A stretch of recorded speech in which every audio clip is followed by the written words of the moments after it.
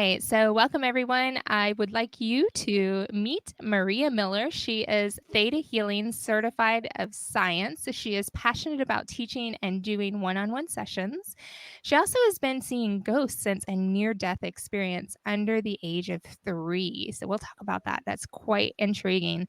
And has been a tarot card reader and ruins reader for over 25 years.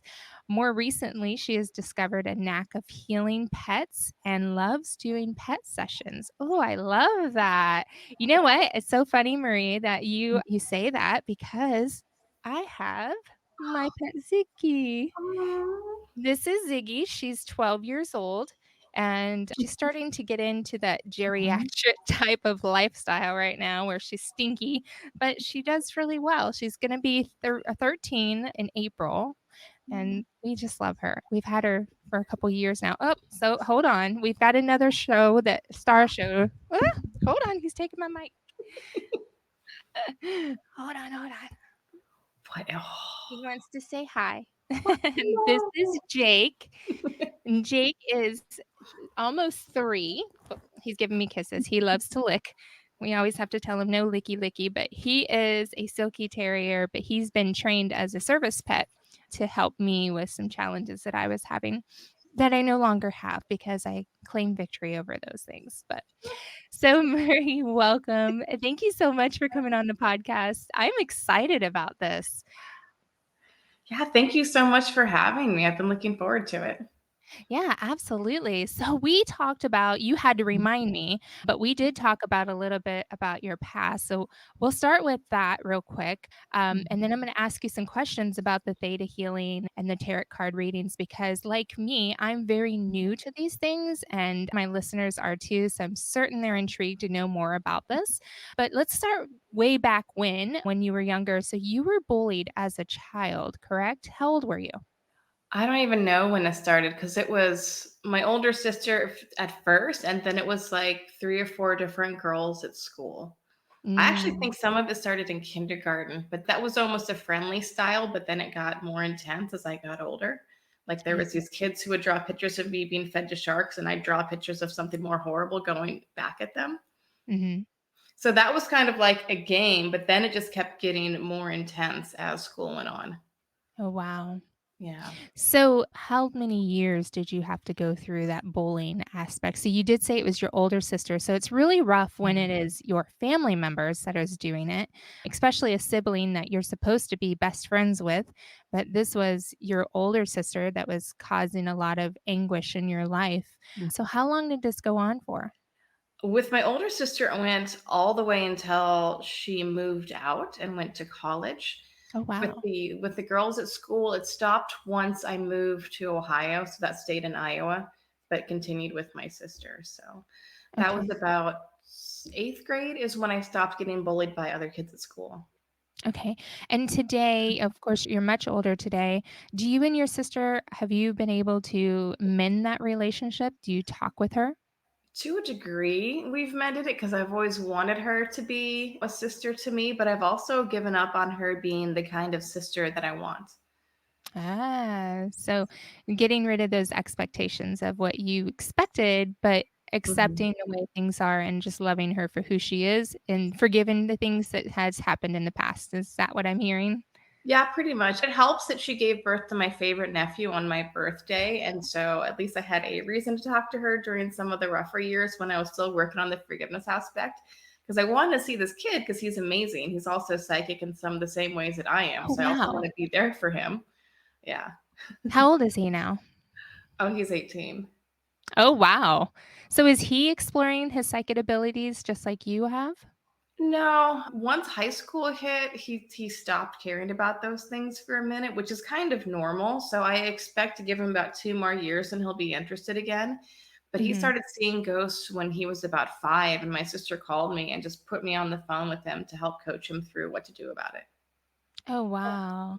That's Yeah. so crazy. So there's quite a few stories that we can definitely talk about. Let's go back into the bullying Mhm. aspect. When you were bullied as a child, how did you handle those in an emotional aspect? Were you able to try to stay strong, or what kind of advice can you give to some of our listeners that have experienced that?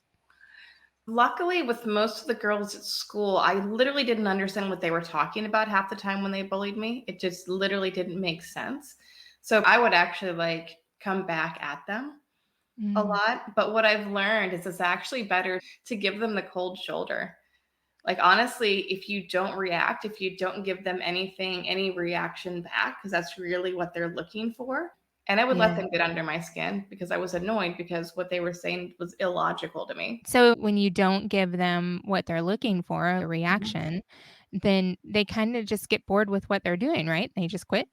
Yeah, pretty much. Eventually, it takes a while though, because they're going to keep trying until they get it. But yeah, because even if you're not verbally there, part of it is holding your energy correct. I would actually advise learning different breathing techniques just to Mm, also keep your body language calm.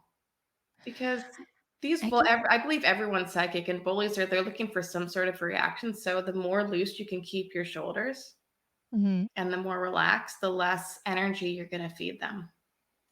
I like that because I was bullied as a child. My name was the biggest thing because my name's Tanisha, Mhm. and they used to call me all kinds of names similar to that.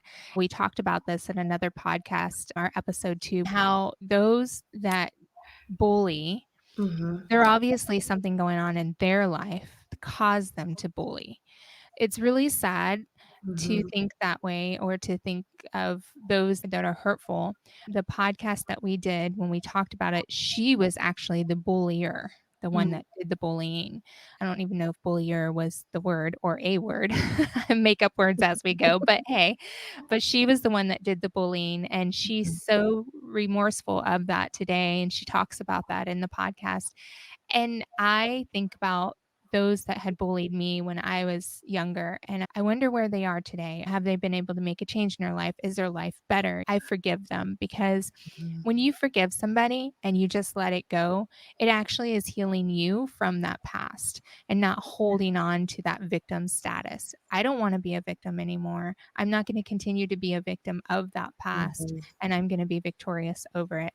So let's go into the theta healing. Mhm. I hope I said that right. Tell us a little bit about what that is and how you came about doing theta healing. So theta healing is it's a newer modality, but in some sense, it's just helping us remember the magic that we have within. So we're trying to tap into how we used to be as humans with these different healing abilities. But it was developed by Viana Steibel, who had gotten cancer in her leg and cured it literally just by going up and seeing it shrink, seeing the tumor go away. And so it's based on the premise that your bodies are simply a reflection of your belief system. So we help you find out what belief you had when you were 3 that is making you sick now, or what belief is in your ancestry or the conscious collective. And I actually found it because I was trying to find a way to cure my migraines Mhm. because I'm allergic to a lot of modern medicine. I have like a ridiculously long list of medical allergies. So I'm like, Mhm. and I also just didn't want to take a pill Mhm. and dole it. I wanted to actually find a way to cure Mm. it or heal it. And I just stumbled upon a theta healing practitioner, and within 3 months, all my migraines were gone. Oh, that's wonderful. So I know my husband and I have talked about this. My husband reminds me of it all the time. If there's something that's ailing us, let's say a headache or a stomach ache or something to that manner, we don't like medication either. We try to do everything naturally. And so he reminds me, just imagine your body healing. Imagine that it's doing what it's supposed to do. What a lot of people don't realize is that our body is so magical. Like our bodies do heal itself. We just got to give it the mindset to do so. We have to also like go within ourselves. We talked about that earlier as well, going inside ourselves and really visualizing these things happening. Is that what theta healing is about? Is like visualizing your veins and your blood flow and things like that? Yeah, that's the first step. The first step is you do a simple healing. You go up and you visualize it as perfect and completely healed the body without the illness. And if that doesn't work, then you go deeper to figure out what in your subconscious is blocking you from receiving a healing. Oh, I love that. That is amazing, and I know that works because I've done it for myself. I was having some challenges, and I totally did not wanna do any kind of medicine of any Mhm. sort. I wanted to make sure that I could do this naturally, and when you just be still. I was just being still and imagining these things of my body healing, and before I knew it, I was healed. Yep. Mine was, gallbladder. I felt like my gallbladder was sluggish, Mhm. and of course, I did change my diet. It does take some putting good things in so good things come out. So changing my diet and visualizing my body healing, and it did. It healed. Yeah. I no longer have any challenges at all anymore, and it's a beautiful, freeing feeling, and Mhm. then I love that. Ugh, okay. So let's go a little bit further. So let's talk a little bit about your past when you said you were seeing ghosts at a young age. Can you give us an example of what you saw and when that happened? What's funny is some of the ghosts I didn't even realize were ghosts, like my grandma Elizabeth, who I talk to all the time. I have this slew of memories of her, but she was also skinny in these memories, which is important because I was talking to my mom later on. I'm like, oh, I just remember all the great times I had with Grandma Elizabeth and like how beautiful, how thin she was. And my mom looked at me, she's like, A, Marie, she was already dead by then. And B, she was not skinny at the end of her life. So I was seeing her the way that she wanted to be seen. I just played with her constantly as a little girl. Oh, wow. So where were you? Were you in your bedroom? Were you just anywhere in the house? It was usually when like we were off, it was all over the place, but usually off to the side when we were away from the other people. Okay. So, Yeah. and do you remember those interactions? I do. I remember them very clearly. Okay, can you explain what kind of interactions did you have? You were sitting down, did she just come up and sit next to you and talk to you, or how did I that was interaction usually happen? sitting down and she would come up and kind of bend over and offer me sweets and things because that was her thing. But we would just talk and play. Because I was, like I said, I was really little. And then as I got older, going around town, I don't know, I would just see different ghosts. And but I wouldn't think anything of them. And when I would say something to my mom about it, she'd just go, "Oh, okay," and kind of leave, slide out of the room. Because internally, what's going on with her was like, "Holy shipshuana, Marie's like me. I don't know what to do about it. How do I guide her?" Because she didn't want to freak out and freak me out and have it be Mhm. a negative thing for me. Wow. So I've heard of many people. Of course, we know that there's mediums out there, and there are many people who have interaction with past ghosts and people in their lives. And I know at times my grandfather was. Oh, I'm gonna try not to cry. My grandfather was my life, and he raised me, and he wasn't even my biological grandfather. He was actually my, I guess you call a step grandfather. My grandmother married him after I was 2, but he was everything to me. And the day he passed away, it's this craziest story. Our entire family was in hospice, and we were out on the back porch, and my grandfather was we were waiting just for the moment. And all of a sudden the TV above me flickered. It was off, but Yeah. it flickered. And we were like, "Whoa." And did you guys see that? Was I the only one that saw that? But no, everybody saw it. Hmm. And then my aunt says, "I'm gonna go check on grandpa." So she went into to the room, she checked on him, she called me and she's like, "You need to get in here now." And as Hmm. soon as I walked in, he took his last breath. Yeah. And I laid on him for like, I don't know, I don't even know how much time, 20 minutes, Hmm. just crying because I knew he was out of pain and I knew he wasn't suffering anymore, but I didn't want him to go. I still miss him to this Yeah. day. But one thing that I do have, which continues to happen often, is I feel him around me all the time, and I Hmm. have dreams of him all the time. Like, I'll dream of being in the house with him, or we'll be talking about a deep conversation about something going on in my life in this moment, but he'll tell me things that I need to hear, just letting me know that he's with me or he's proud of me or whatever. And I cherish those dreams. I cherish those moments of feeling him because I miss him so much. Like, there's times where I would love to hear his voice again, and I know that's not possible unless I go find some kind of recording of some sort, but back at those times, they didn't have recordings or we just didn't record him. But those are just moments that I cherish, and I know that there are listeners that probably feel the same way about somebody that they've lost or that they feel their spirits. So do you, in your experience and Hmm. your expertise, obviously, because you see these ghosts, and do you feel like these loved ones do hang around those that they love at times for long periods of times, like your grandmother did? Is this normal? Yeah, it actually is. And there's A few things that happen. So usually when someone passes, the first thing they do is they have like a good, what I call a goodbye tour, where they're Mhm. really, really easy to see for about 7 days. Oh, wow. And then they pass over. But the place that they go to is outside of time, Mhm. which is really cool because the place that we're on afterwards, like I said, is outside of time, which means everyone's there, which Mhm. means you can actually go and contact anyone, even if they've reincarnated, even if they've moved on. Does that make sense? It does. So Mhm. when they reincarnate and move on, do you lose contact? Have you lost contact in your grandmother? No, you don't. No. It's like I said, they're in a place that's outside of time. So for them, it could be 5 minutes, but for us, it's a lifetime, Okay. Okay. right? So I'm trying to grasp that. so yeah, it's pretty amazing once you get the hang of it. But yeah, literally everyone is in this place. We call it the fourth plane in Theta Healing. But yeah, but since they're outside of time, they can pop in and out anytime they want.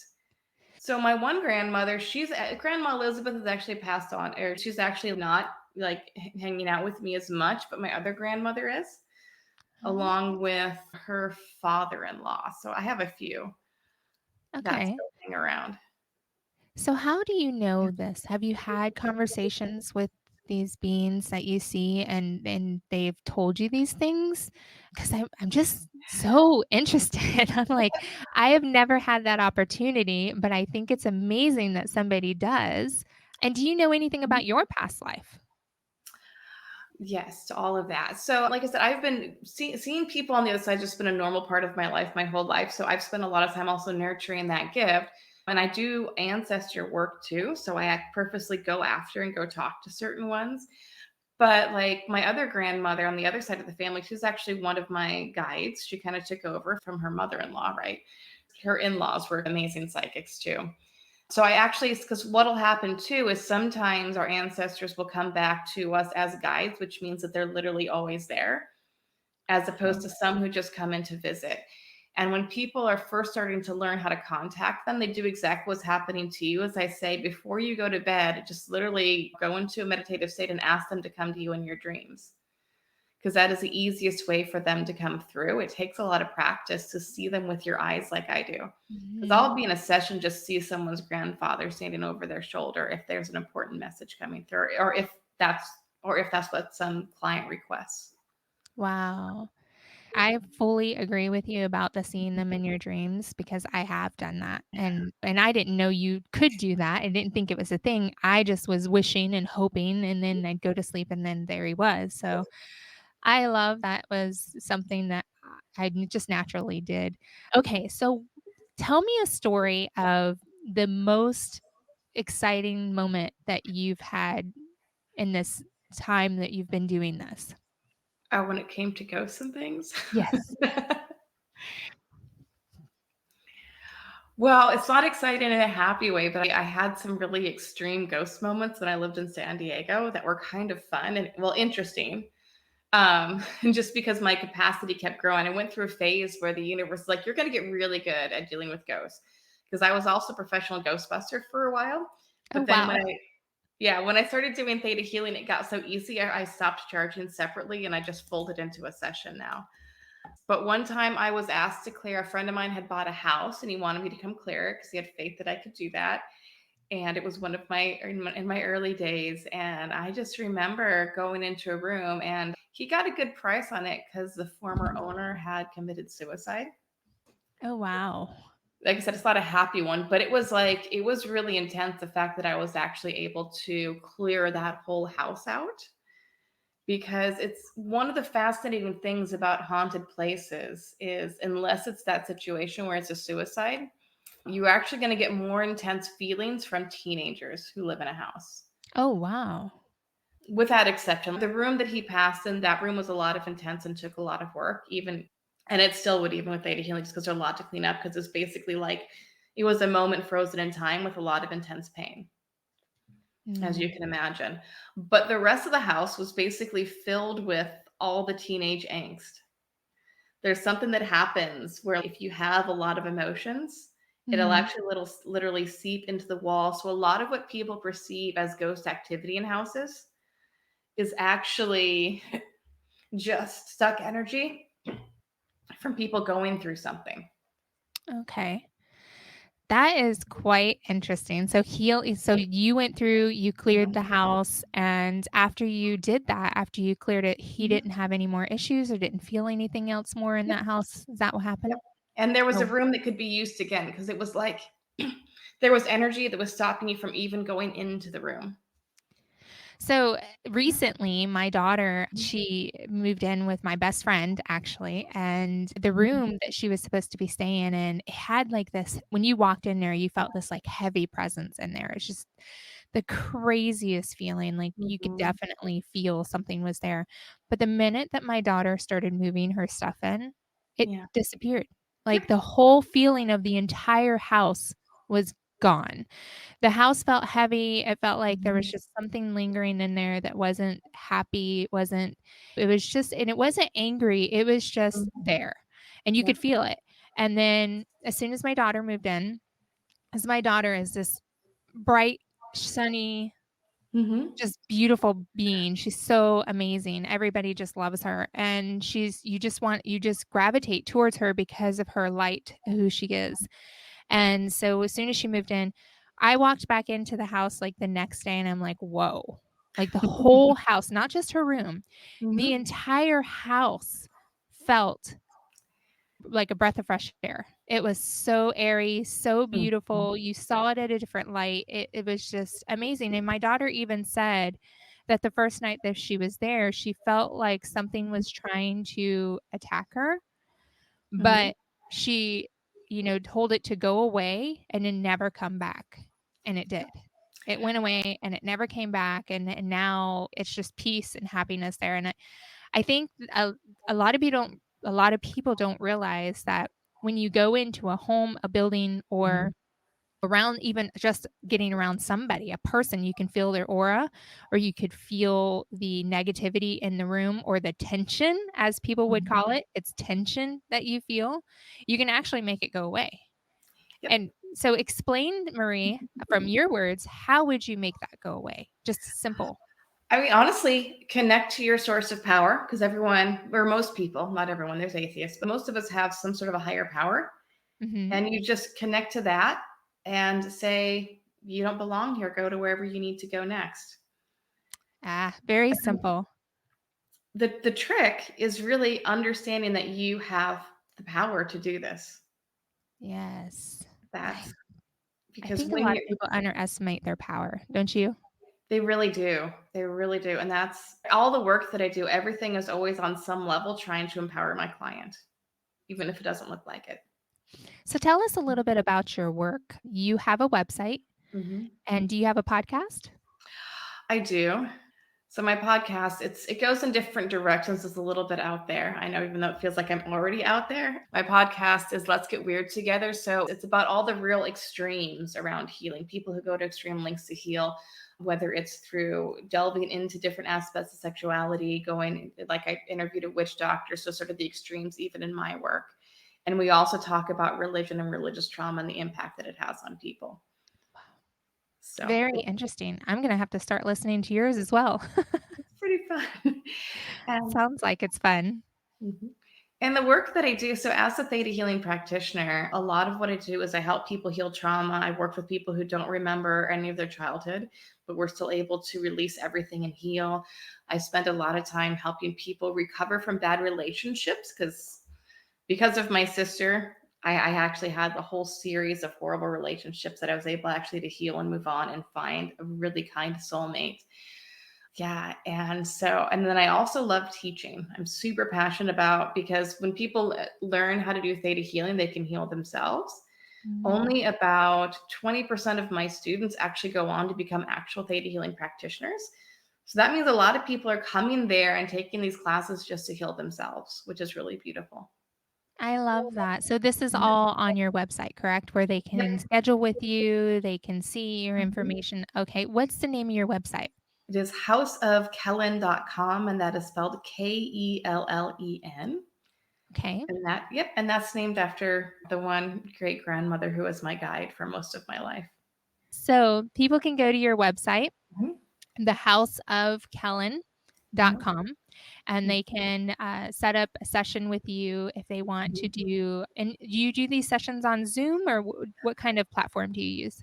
Yeah, I mostly do them over Zoom. I'm Okay. located in Columbus, Ohio. If people are nearby, we can set something up, but it's 90, yeah, it's pretty much on Zoom. That's awesome. And so when you do Zoom sessions, can you do like your tarot card readings, and can you Mhm. do like the healing and also do the medium work that you do? Can you do all of that through Zoom as well? Absolutely. A lot changed during the pandemic, putting us online, but I was doing phone sessions for years before that. Oh, okay. So yeah. That's wonderful. Mhm. Wonderful, wonderful. I love absolutely love this. I love the things that you have learned from obviously going through the traumas of childhood, and then in adulthood you've been able to hone in on your purpose of life and embracing your spiritual being, embracing your gifts that you've been given, and now you're sharing them with others and being able to help others heal and to see things that they wouldn't normally be able to see on their own. Now, how did you get into tarot card reading, and what is runes? So runes are mine are made out of oak, but they're symbols. Most people associate them with the Vikings because that's who used them last. Mhm. So it's an alphabet. It's also a divination system. It's got 25 different characters. And so they were started by the Teutons or ancient Germany. So they actually go back really, really far. And you use some sort of tarot to look into someone's future, see what's going on. I don't spend a lot of time on people's future. I want to know what's present right now so we can change it. Yeah, and so that's pretty amazing. I actually got into both of those because I apprenticed a shaman when I was in college for about 2 years, and that was just part of my training. And I didn't continue training with that shaman because we were not perfectly aligned, but it was great training. That is awesome. Do you enjoy doing the tarot card readings and the runes the most, or do you enjoy doing theta healing? Oh, it just depends. Like, they're great. Theta healing, you get to go really deep and like really dig into and heal some real stuff. But a lot of times it's fun to just relax and do a tarot card reading. Um, So they have both have your different purposes of what you like to do. it's good to balance out the schedule with like a few heavy sessions and then to do a pet healing session or tarot reading just so you're not in the heavy energy all the time. How did you get into the pet healing? Because that is so interesting. That was a whole nother thing of someone having faith in me. I had this gig when I lived in San Francisco where I would read for this huge festival every month. And one of my regular clients, and this was doing tarot, emailed me in the middle of the night. It's like, Marie, you have to help me. My dog is sick. I don't know what to do. Can you talk to her? And I'm like, I don't know, but I'll try. So I went up and connected. Had this beautiful session with this dog, got this information. Pretty much the information that we needed was to like, don't bother taking me to the vet. I'm going to pass on my own, just snuggle me and I'll be fine. And so I gave my client that information. That's exactly what happened. There didn't need to be any sort of fury of vets or anything. And then every time this person fostered a dog, I just kept doing it. And then I just kept working with more and more people. And it was actually really healing because before this happened, I was actually afraid of dogs. Oh, I used to do door to door sales. And so I'd been bit several times. And so I developed a little bit of a distrust, but that really healed my relationship with dogs. So now I understand them on a deeper level and I get to talk to them energetically, which is super fun. so do you have any animals yourself? I have a kitty. She is not here. Usually she's hanging out with me when I do these things. But yeah, I've got a little smushy face cat. I've always been a cat person. Aw, smushy face cat. I love that. I love all animals and babies. It's just I don't know, I've always been attached to them. I love them all. I told my husband if we could have a farm where I could have 1,000,000,000 dogs, I would totally do it because I love animals so much. They're a lot of work. We have 3. We have a blue nose pit, which is, Boos. We call him Boosie, and we have my Jakey, that's the silky terrier, and we have Ziggy, which is the teacup min pin. I don't look at them as pets. I look at them as my children. They all have personalities of their own, and definitely Boost is like a little man to me. He's not a dog.